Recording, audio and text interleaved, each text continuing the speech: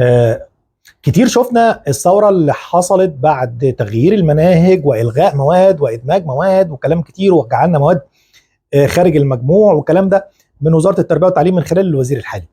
هي الفكرة في عدة حاجات. آه، وهنتكلم النهارده عن المناهج والمنهجية. أيهما يسبق، المنهجية أم المناهج؟ إذا كانت وزارة التربية والتعليم النهارده اشتغلت على المناهج، فالبعض شايف ان ده كويس وكده، يعني شلنا العبء من على الاولاد، في حين ان في بعض مواد لما دمجناها مع بعض، بالذات المواد العلميه، احنا ممكن نكون هنا هنصعبها شويه في الامتحان، ان الولاد كانت بتمتحن كل ماده من دول، كل فرع من دول لوحده، لا احنا خلينا الثلاث فروع مع بعض. ده واحد. اتنين، المنهجيه بقى. هو انا عايز ايه من طالب الثانويه العامه؟ انا عايز اهله ان يدخل جامعه. هو طالب الثانويه العامه ده هو داخل ثانويه عامه عشان يدخل جامعه. طيب، انا عندي انواع كتير من الكليات، او عندي كليات كتير، كل كليه لها ال ال ال ال المواصفات اللي يصلح فيها الطالب. يعني كليه الطب محتاجه طالب علميا يكون ذهنه حاضر، ويكون متفوق علميا في المواد العلميه تحديدا مع اللغه الاجنبيه. عندي مواد او عندي كليات زي كليات الاعلام، محتاج الطالب بتاعها يكون عنده كفاءه، محتاج يكون عنده مواصفات تليق بالدراسه في مجال الاعلام، سواء كان صحافه او اذاعه او علاقات عامه او غيرها من التخصصات الحديثه اللي استحدثت، اللي انا ليا ملاحظات عليها. طيب، السؤال: ما هي المنهجيه الان؟ هل لدينا منهجيه؟ الاجابه: ليس لدينا منهجيه. لدينا مناهج، نعم، ولكن ليس لدينا منهجيه. طب المنهجيه دي تكون ازاي بقى؟ انت بتتكلم كلام كده وخلاص، ما تقول لنا ايه المنهجيه. شوف يا سيدي الفاضل، المنهجيه بشكل عام في الوزاره وفي رسم سياسات الوزاره دي من خلال الحكومه ومن خلال خطه الدوله بشكل عام. انا محتاج ناس خريجين شكلهم ايه على مدار 20 او 30 سنه. لازم يكون عندي خطه. على فكره دي مش خطه طويله المدى، دي خطه قصيره المدى. طويله المدى انت بتتكلم في 100 سنه مثلا. انا الفتره اللي جايه اتجاهاتي هتكون ايه؟ هل انا هيبقى عندي توسع زراعي؟ هل هيبقى عندي توسع صناعي ومجالاته ايه؟ هل هيبقى عندي توسع تكنولوجي مثلا؟ كل دي اسمها سياسه عامه ومنهجيه. انا كوزاره ابتدي ان انا احطها قدامي وادرس. انا محتاج يكون عندي بعد 5 سنين من الان مثلا 100,000 خريج زراعة في تخصصات مختلفة، وعايز زيهم من كليات الطب البيطري مثلا يعني. وفي المقابل أنا محتاج يكون عندي 50 أو 60,000 كل سنة خريجي كليات الطب بأقسامها المختلفة. لأن في الكلام ده برضو مش كلام عبثي، الكلام ده كلام علمي معروف. في كل دولة الطبيب له كم مريض. فأنا لما يبقى عندي 120 مليون داخل مصر، يبقى مفروض في هذه الحالة وفي هذه الساعة وفي هذه اللحظة أنا عندي كم طبيب. الدراسة معروفة، معلومة، مش لسه ندرسها ولا هنعملها. بعد 5 سنين مع التوسع ومع الدراسة الاكتوارية، الاطباء دول عددهم يزيد ولا عددهم يقل؟ الناس اللي هتخرج معاش، نسبه الوفيات المحتمله، كل الكلام ده بيكون في دراسه.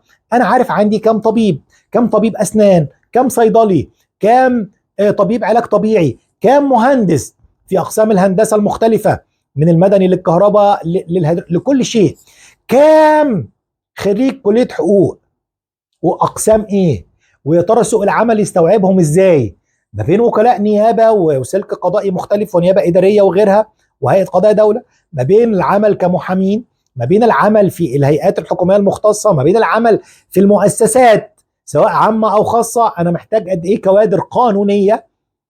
كل الكلام ده بدراسه. كذلك التجاره باقسامها المختلفه. هي دي المنهجيه اللي بنتكلم عليها. الحاجه الثانيه: هو انا ليه حطيت ان مشكله التعليم فقط في الثانويه العامه؟ مشكله الثانويه العامه هي مشكله المشاكل وام المشاكل، ولكن انا لدي ايضا دوله تحتاج الى التعليم الفني. بص حضرتك، دوله زي المانيا ترى اكبر ولا احنا؟ اقوى ولا احنا؟ مش محتاج ان انا اقول لك يعني. انت متخيل ان نسبه التعليم العالي في المانيا تكاد تكون من 20 ل 30% اللي بيدخلوا الجامعات والكليات، الباقي تعليم فني. لطبيعه الدوله انها دوله صناعيه، لطبيعه الدوله انها دوله صناعيه. هو هنا المنهجيه دي منهجيه الدوله. انا بقى التعليم الفني عندي في مصر اخباره ايه؟ انا التعليم الفني محتاج ثوره. هذه الثوره ستحدث لي ثوره ايضا صناعيه نهضويه، هتعمل لي ثوره زراعيه صناعيه في كل شيء، لان التعليم الفني هو قوام الانتاج في اي مجتمع. قوام الانتاج في اي مجتمع هو التعليم الفني. طب تخيل بقى كده حضرتك ان انا عندي تعليم فني بيحصلوا على شهادات ومش عارفين يقروا ويكتبوا. طيب فاكر زمان حضرتك مصر سنه قبل 52 ويمكن بعد 52 بشويه كان عندنا حاجه اسمها الاسطى او الاسطوات. خلي بالك كلمه الاسطى ده يعني مثلا في مجال النقاشه مثلا هو اللي قدامي دلوقتي كان الاسطى فلان. حضرتك كده ارجع للناس الكبار في السن شويه والناس العواجيز اللي زيي، يقول لك احنا زمان كنا نسمع عن الاسطى فلان الميكانيكي، الاسطى فلان الكهربائي، الاسطى فلان النجار. انا هودي ابني في الاجازه عند الاسطى فلان يتعلم النجاره. الراجل ده كان من نظره يبص يطلع لك اي اخطاء، لو في النقاشه، لو في النجاره، لو في رصف الطرق، في كافه المجالات. انا ليه ما اعدش كلمه الاسطوات دي؟ على فكره بدايه الموضوع ده بدا مع محمد علي لما ودى الايدي العامله بتاعتنا يتدربوا في الاستانه ورجعوا اسطوات. وهم شايف حضرتك بقى كل الطراز المعماري اللي انت شايفه ده وكل الطفره الصناعيه والزراعيه اللي حصلت بعد تدريب الناس دي. انا محتاج ادرب الناس دي تدريب عملي، يبقى عندي سميها كليات، سميها معاهد، سميها مدارس، سميها اي شيء، ولكن تدريب عملي ميداني.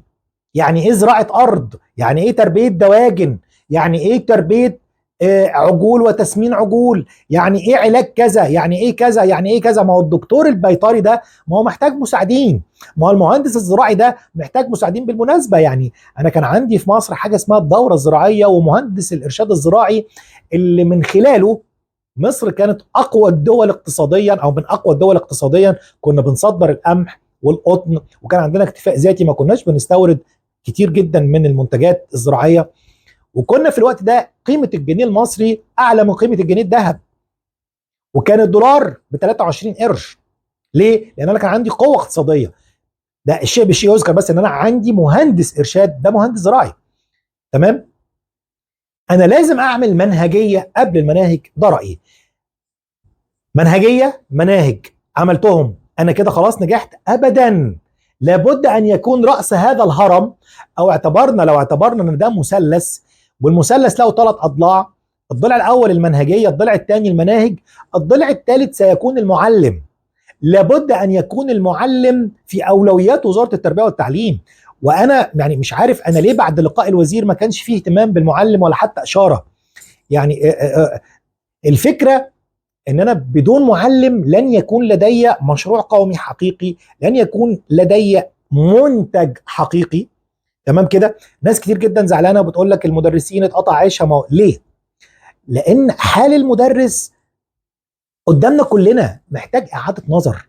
طيب انا دلوقتي في الوقت الحالي كدوله مش هقدر ان انا اعمل حاجه مع المدرس عشان نكون واقعيين، بس انا اقدر اديله حاجات تانية بديله بقى خارج وزاره الماليه. خلي بالك موضوع الاساسي بتاع 2014 و20 والكلام ده مش وزاره التربيه والتعليم بس، عشان تبقى عارف ده وزاره ماليه. كذلك تعيين المدرسين ده برضو مش وزاره التربيه والتعليم، ده وزاره ماليه هي اللي بتوفر لي هذه الدرجات. انا عندي كارثه تانية في الوزاره. الوزير لسه من كام ساعه اعلن عن بناء 70 مدرسه يابانيه، حط كده خط يابانيه عشان نوصلهم 100.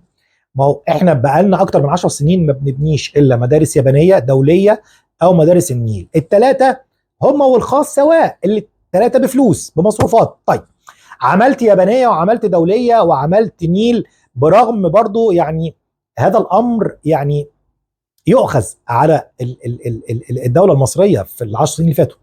طيب ما تجيب له بقى مدرسين بالتعاقد زيهم زي المدارس الخاصه، طالما انت لجأت لخصخصه التعليم بهذا الشكل. لا، احنا بناخد افضل النماذج اللي موجوده في المدارس الرسميه. طب يا عم انا هيبقى انا اوريدي عندي عجز، هتعمل لي عجز زياده؟ ساوي نفسك، دي الكلمه اللي بتتقال. معلش دي تعليمات الوزاره، احنا نعمل ايه؟ ما تجيب ناس من بره، هم خريجي كليه التربيه دول وخريجي الناس المتخصصه دول هيروحوا فين؟ احنا ليه فاتحين كليات التربيه لحد دلوقتي طالما احنا ما بنعينش الناس؟ ازمه ال 36,000 مدرس اللي بقى لها اكتر من 10 سنين بنتكلم فيها، وهم بح صوت هؤلاء الناس. 36,000 معلم. المساله كمان مش عايزه 36,000، المساله عايزه 136,000. ما عندناش درجات ماليه، تمام، بس انا بقول لك اهو، ما تاخد الناس دي في المدارس الجديده اللي انت بتبنيها، اللي هي بمصروفات، ومصروفات كتير طبعا، وعينها بالتعاقد. اعملها تعاقدات، تعاقد تمام التمام، كل سنه يجدد يا سيدي، وتعاقد مع الناس دي، وسيب بقى المدارس الرسميه تساوي نفسها بجد. انت لا سايبهم يصرفوا في الميزانات بتاعتهم ويصلحوا الحنفيات والكراسي والكلام ده، ولا سايب لهم مدرسين. طب دلوقتي الناس دي هتخرج طلبه ازاي؟ ده سؤال. السؤال الثاني، او نرجع تاني بقى للمعلم، ما انا ممكن ادي للمعلم ده بعض المزايا يا سيدي، اعمل له تخفيض في النقل العام، في المواصلات، في المترو، الحاجات دي اعمل له تخفيض. يبقى انت كده بتجبر يعني كسر ما، او بتجبر خلل ما في الرواتب. الشركات الخاصة ما تعمل خصومات للمعلمين، واعمل لهم تقسيط بشكل مباشر من خلال المرتب بفايدة قليلة او من غير فايدة. احنا نقدر ان احنا ندي مزايا للمعلمين، نقدر من خلال نقابة المعلمين ان احنا نحسن من اداء المصايف، اداء العلاج للمعلمين. انا كده شلت من على كاهل المعلم بنفس الراتب اللي بياخده، بس عملت له قيمة مضافة. يعني الموضوع سهل، الموضوع احنا دايما باصين للموضوع بشكل ان نزود مرتبات نزود مرتبات. طب ما في خدمات، انا ممكن اقدم خدمات وممكن اقدمها من خلال القطاع الخاص، هي مجرد مبادرة تطرح، القطاع الخاص يتقدم، احنا هندي للمعلمين كذا، احنا هنعمل للمعلمين كذا، ومبادرات مش هتكلف لا قطاع خاص ولا قطاع عام شيء. يعني الموضوع بسيط، ولكن بنرفع من معنويات المعلم، وبنحاول ان احنا نخليه يشتغل في مناخ صحي، وحتى نحط له مروحة في الفصل، بلاش نحط له تكييف، نحط له مروحة بس في الفصل، يعني عشان الطلبة وعشان المدرس. انتوا عايزين تعملوا طلبة. طيب الحاجة التانية، رئيس الوزراء جاوب على سؤال ان دي مش كل ما يجي وزير بيغير في السياسه، لا دي سياسه الحكومه والوزير بيحط الخطه التنفيذيه. طب انا اسف، وانا بتحدى رئيس الوزراء وبساله سؤال، وانا اسف، وانا هسال رئيس الوزراء سؤال. يعني اللي عمله الاستاذ محمد عبد اللطيف دي خطه الحكومه. طب وهنا السؤال، لو بالفعل دي خطه الحكومه، لماذا تم طباعه الكتب على المناهج القديمه قبل الغاء وقبل حذف والغاء المواد والكلام ده؟ مش لو خطه الحكومه كان التوجيه يا جماعه يا اللي بتعملوا الكتب ما تطبعوش، لان احنا هنلغي الجيولوجيا وهندمج المش عارف ايه وهنلغي الفرنساوي وهنعمل كذا وهنعمل كذا، الكتب في المخازن نرجعوا لها. حتى الكتب الخارجيه، وبالمناسبه يعني في توازي ما بين الكتب بتاعه الوزاره اللي بيعملوا الكتب بتاعه الوزاره واللي بيعملوا الكتب الخارجيه. بالمناسبه يعني انت مش ملاحظ ان الكتب الخارجيه محدش قادر يجي جنبها، ولا قادر حد يمنعها، ولا حد يقدر يمنعها؟ طيب الكلام دلوقتي على الغاء السناتر، هل الغاء السنتر هو الحل؟ انت شايف ان الغاء السناتر هو الحل؟ طب هو السناتر دي ارغمت الناس ان اولادها تروح السناتر؟ هي الدروس الخصوصيه اللي هيتم محاربتها، هل المدرسين ارغموا اولياء الامور ان اولادهم يجوا ياخدوا دروس خصوصيه؟ الاجابه لا، بل اولياء الامور والطلبه هم من ارغموا على الدروس الخصوصيه وعلى سياسه الدروس الخصوصيه، لان المدرسه زي ما قلت لك كثافات عاليه، حر شديد، مفيش حتى مروحه بتشتغل، الحمام الطلبه اتعقدت منه.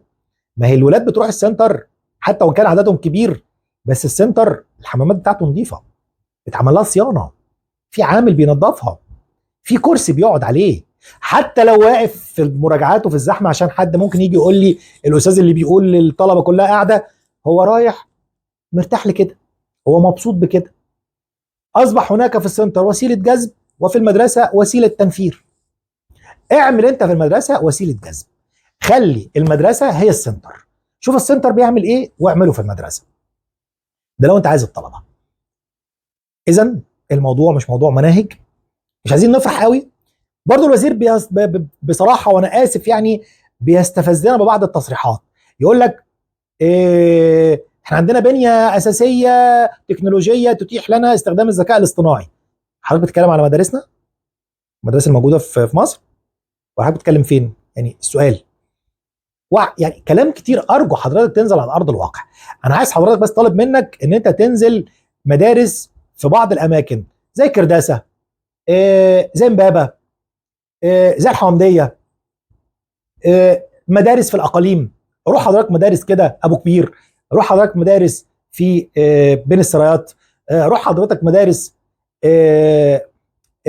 في مركز مثلا زي بسيون، روح حضرتك في محافظه البحيره مثلا، اختار ايتال البارود، شبرا خيط، ايدكو، اختار ايتال البارود، اختار المدارس دي الحكوميه، وحضرتك روح اعمل زياره كده مفاجاه، زياره مسبقه، زياره معلنه. انا عايزك تروح تقف في المدارس دي وتشوف البنيه اللي حضرتك بتتكلم عليها. روح شوف المدارس الثانوي والاعدادي، روح حضرتك زور المدارس دي وشوف تصريحاتك تتماشى مع هذه المدارس على ارض الواقع ولا لا. يا ريت قبل ما تصرح روح زور المدارس، اعمل جوله. انا عايز حضرتك، انا اللي عاجبني فيك بصراحه في نشاط، في حيويه، حتى وان كان المنهجيه لسه عايزه تتظبط، ولكن احنا مع بعض كلنا بنساعد بعض. واتكلمت قبل كده وقلت للناس اللي بيتكلموا على الدكتوراه ومش الدكتوراه، احنا على مدار 50 60 70 سنه ما كانش بيجي وزير الا معاه الدكتوراه. عملت لنا ايه الدكتوراه بتاعت الوزراء اللي فاتوا؟ تمام، خلينا نجرب. مش معنى كده ان انا بقول ان الوزير هينجح ابدا. انا حتى بس لا يؤخذ عليا في يوم من الايام بعد خروج الوزير يقولوا لي انت كنت بتدافع عن الوزير. ابدا والله، انا بدافع عن مبدأ وليس عن شخص. انا بدافع عن مبدأ وليس عن شخص. يا ريت يا سياده الوزير حضرتك تعمل جولات للمدارس اللي حضرتك بتشيد بيها وبتصرح بيها. عجبني التواصل بتاع حضرتك مع الاعلام، وكل يوم في تصريحات مختلفه. وده الكلام هنا انا برميه بقى للدكتور رضا حجازي اللي كان بيقول يا حيط داريني داريني يا حيط، وكان متخيل ان هو لو الحيط مدارياه يبقى كده خلاص هيستمر. ابدا، الحاله التعليميه في مصر تحتاج لسجال وسجال مستمر حتى نصل الى يعني صحيح المنظومه التعليميه او ما تستحقه المنظومه التعليميه. اتوقف ولنا استكمال، ولا زال ملف التعليم ملف اساسي على مائده حوارنا.